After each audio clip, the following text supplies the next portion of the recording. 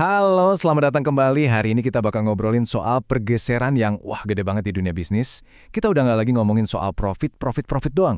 Tapi gimana caranya sebuah perusahaan bisa tumbuh tapi sekaligus ngasih dampak yang positif. Udah siap? Oke, langsung aja kita bedah bareng-bareng.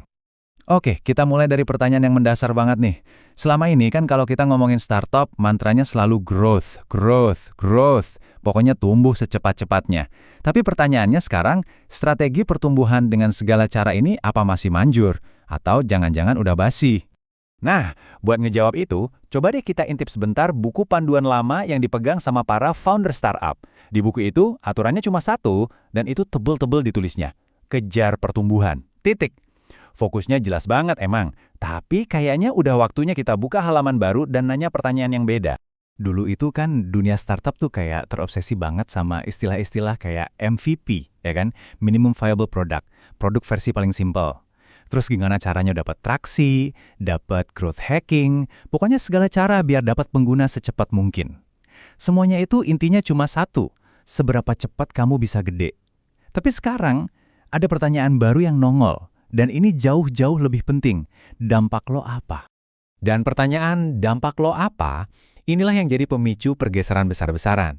Ini bukan lagi soal nambahin fitur, tapi soal mendefinisikan ulang.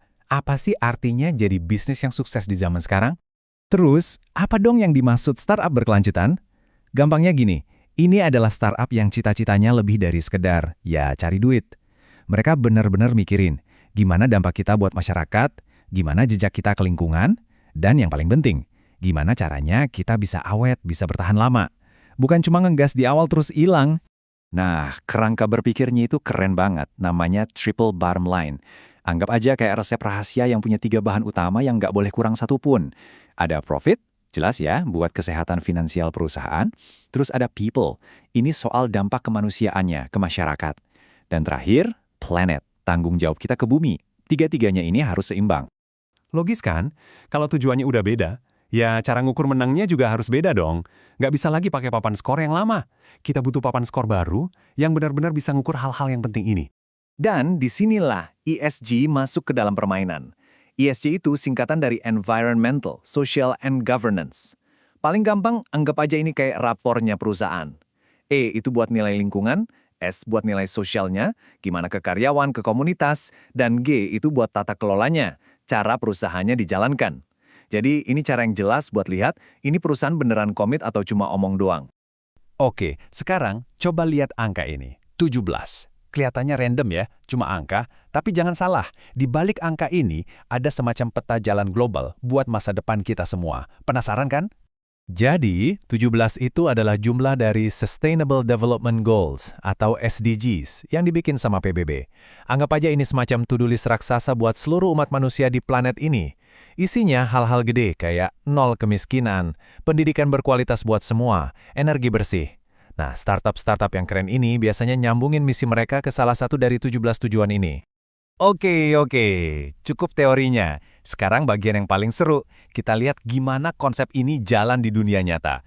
Yuk kita kenalan sama beberapa perusahaan yang jago banget ngegabungin cuan sama tujuan mulia. Pertama, nama yang kayaknya semua orang udah tahu. Perusahaan yang bener-bener ngejungkir balikin industri otomotif gara-gara fokus ke sustainability. Yap, siapa lagi kalau bukan Tesla. Dampaknya, Tesla itu jelas banget.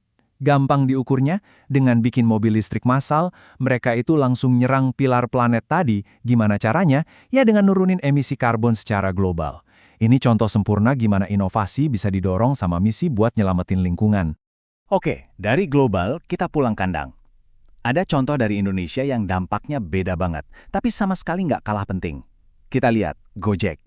Nah, kalau tadi Tesla fokusnya ke planet, Gojek ini juaranya di pilar people. Bayangin aja, mereka ngebuka lapangan kerja buat jutaan orang. Nggak cuma itu, mereka juga ngebantu UMKM buat naik kelas lewat platform mereka. Ini benar-benar dampak sosial dalam skala yang raksasa. Contoh terakhir kita, ini bisa dibilang seniornya di dunia sustainability. Mereka udah ngelakuin ini dari puluhan tahun lalu, jauh sebelum jadi tren kayak sekarang. Siapa dia? Patagonia. Yang keren banget dari Patagonia tuh ini. Sustainability bukan cuma tempelan atau gimmick marketing.